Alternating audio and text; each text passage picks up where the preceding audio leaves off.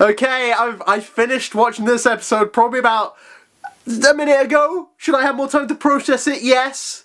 But I feel like this is what I've been waiting for from Promised Neverland. You know, such like an intense thing. And I feel like we finally got a villain that I'm like, oh my god, from. You know, I feel like there's been a lot of build up for Isabel, and this is what I wanted, you know. This is what I wanted. Any case, Promised Neverland, episode 8, 02/11/45. This was really good.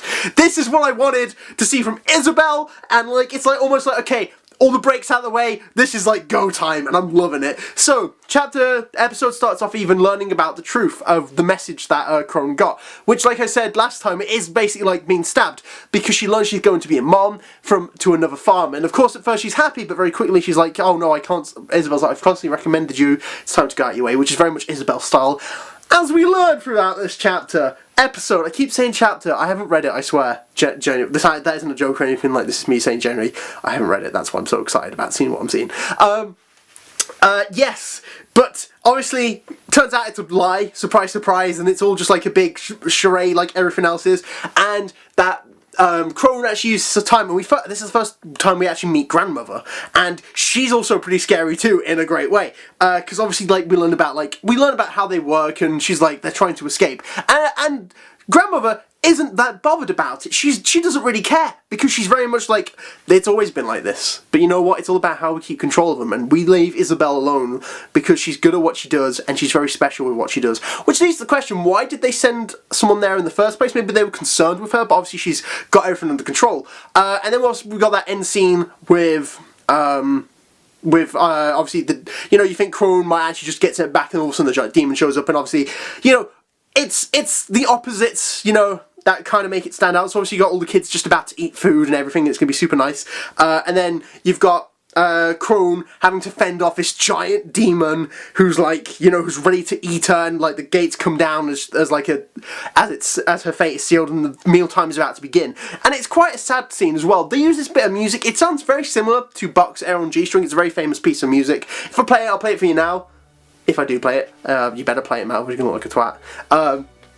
Yes, and obviously that whole end scene where it was sad, really. Like Crone was weird. His most answer as a villain, but it was just that whole bit of just like, you know, maybe that's why she kept the doll with her. I thought it was like her need to become a mother, but maybe that's her clinging to her innocence and her purity, and that's what it represents for her more than anything. Is like, obviously she just, you know, this child, like she doesn't like the world she lives in, and maybe she wants to go back to being a kid again where it was all really nice for her, because, you know, obviously she's had that doll since she was a child, and she's carried it throughout her whole life, and maybe, you know, maybe because like as the doll got more damaged, like her viewpoint has become more cynical as time has gone on.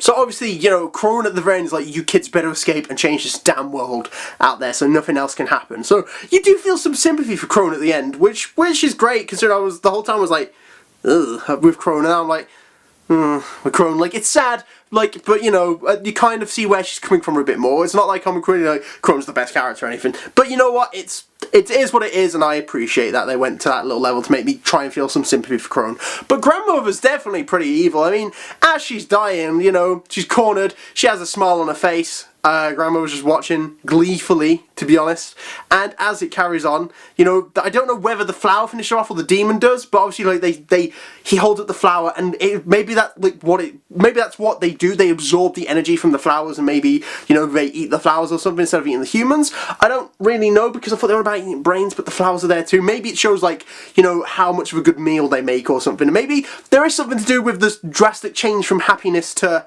you know, fear, and maybe it is fear, and like maybe fear tastes better, and it's going to sound so out there, but like, you know, let's face it, they're demons, it could be anything. Maybe it tastes better if it's like such a, you know, it's like slaughtering a pig. It's like a pig that's looked after and well fed, you know, it tastes better, so maybe it's like that, and then the sudden drop to fear is like, okay, now we have some really good flowers. Maybe it's I don't know, but you know what, as good as that bit was, the second half was just better. The second half was just better, because straight away they start putting their plan into motion for Norman and Emma to go check out the wall. Meanwhile, Ray is with Isabella, and that's when she drops. She like, the act goes away, and this is Isabella, and I loved it. She was good. Like, this is the villain I've been waiting for, I think. And just like straight away as they're walking over, she's like, by the way, I eliminated her. And Ray's like, huh? Yeah, she was no use to me, so I eliminated her. Just like very. At first, I thought it was like her way of like warning him, like, don't cross me, because if you do, I'll eliminate you too. But straight away, she's like, but you're also no use to me either. So, you know what? Like, you were a useful dog, and I wish I could have kept you to the end, but our contract terminates today because you're a lying traitor. Now, like, I did not doubt Isabella's smarts because it was set up straight at the beginning. You know, the fact is, they always, like, when they played chess against Isabella before, but they've never beaten her, so therefore it's established that she's a smarter character. But, just because maybe Crone's been taking the spotlight more for now, obviously because, you know, she's been a bit more active in trying to stop them. Now Isabella's like, right, enough messing around, guys. You're not getting away with this. She traps Ray, and, like, you know, just the whole plan falls apart so quickly, and it's done so well. Like, just, Isabella was so good in this. I loved it, because I was generally like, oh no. Like, every time she was doing stuff, I was like, oh no, oh no, oh no. Because, like, and then when Don busts down the door, at first I was like, Ray, you're not going to bust down the door, because, you know, you're a child, it's a wooden door. And then Don's like, stand back! Boom! I was like, yes, Don, you are a Don. Because you've actually got that done. No joke intended. I'm just a natural comedic genius, I guess. That whole conversation at the end with Emma, Ray, Emma, Norman, and Isabel was brilliant. I love that so much because the moment they're like, "What is it, Mom?" and then is there a man? And then she's like, "Guys, we've been together for 10 years." But this is the first time we've spoken where we can drop the act. Like, you know, she's straight, she's just honest with him. And, you know, we get to learn a bit about Isabel as well, kind of like her attitude to stuff. She's like, just so you know, I genuinely love you guys. I adore you. You guys are my children. But you know, what is wrong with the life you lead? And maybe this is similar to how grandmother did stuff, because obviously we've seen that she managed to convince people from escaping before, because it has been an incident before, and obviously she's very much like, I take pride in you. I'm so proud of you guys. But not just because of their children, but obviously as we learn, she's like, you know, you're the prize. You are the food for this big festival. Once again, can't remember the name. I'm gonna have to like look it up. Luckily, someone mentioned it in the comments. I forget who, I'm sorry, I'll let your name go in there and I'll put the name of it there, because I may forget it, but I'm incredibly grateful for you telling me, because now I don't have to look it up and potentially get spoilers. Yes, but that whole scene was so good, because she's like, what's happening? And then, once again, with the shonen stereotypes, which I love, is Emma coming up with, like, you know, like, it's happiness, but it isn't true happiness, because it isn't real. This isn't a real family. This isn't, like, you know, you don't need real family for it, but you know what I mean. She's like, you know, this isn't actual, like, this isn't genuine happiness, because we know at the end of the day, we're going to die, and that's how it's going to happen. And, you know, and I did love that. I love that whole talk between them, and then, you know, when Emma and Norman look at each other like, okay, she's like, Norman's like, okay, Mum, we'll stop being good kids. And I'm like, oh, here we go. And then Norman goes for it. Emma tries to tackle her to stop her or something.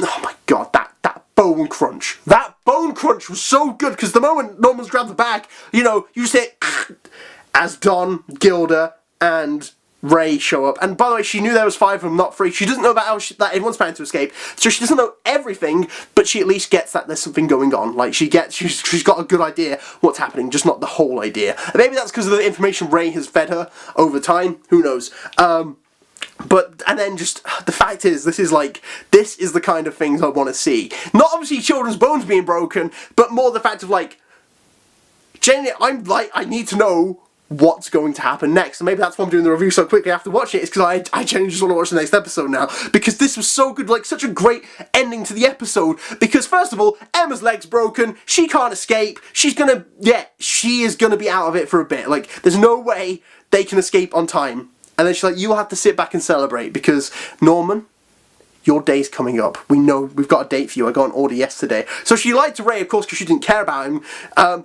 But we don't know when Norman's date is. Is it implied that it's like in the next couple of days? Because that's when the next one should happen. But like it was a fresh order.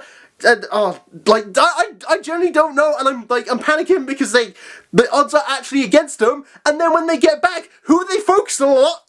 Phil! I swear something's going on with Phil! Something has to be happening with Phil, because he's just there, just watching it, and he's like, something doesn't seem right. Maybe that's implied because of the opening as well, because in the opening, he's holding hands with Emma, and they're looking like, oh, we're gonna get you. But maybe that's because Phil is actually kind of clued in on stuff. Maybe he's smart for his age, so he's like, something's not right. They keep focusing on Phil, Phil, I think, is going to do something. Maybe reckless, maybe not.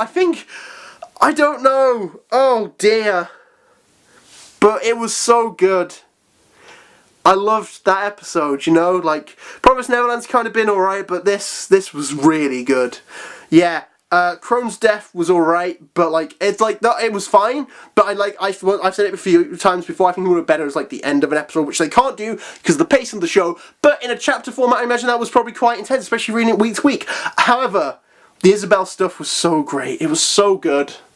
Like, this is the villain I've been waiting to see. And she's still, like, even after this, she's still got a kind of warped sense of look. She's like, I had to do that to prevent you, but it's been so long since I hugged you, and I miss this so much. Like, she does genuinely care for the children. It's just in a warped sense of, like, you know, she's like, I'll protect you. I'll do everything I can to protect you. Not just because, but, like, it's not just, unfortunately, because, you know, she cares for the kids. It's also because, you know, they are, like, her prized possession. She's like, I went so long raising you, I'm not going to let it all go to waste now.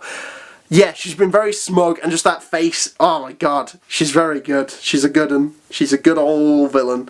I hope she doesn't drop the ball the next episodes. Obviously you guys know, but I don't. But what did you think of this episode? Did you enjoy it as much as me, or do you think I'm crazy for liking this pile of dog poo? Maybe you did, maybe you didn't, I don't know, I'd love to hear.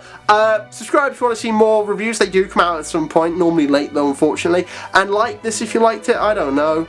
Let's have a little chat about it. But yeah, cool, thank you for watching. Like I said, I hope you enjoyed it, and I'll see you later.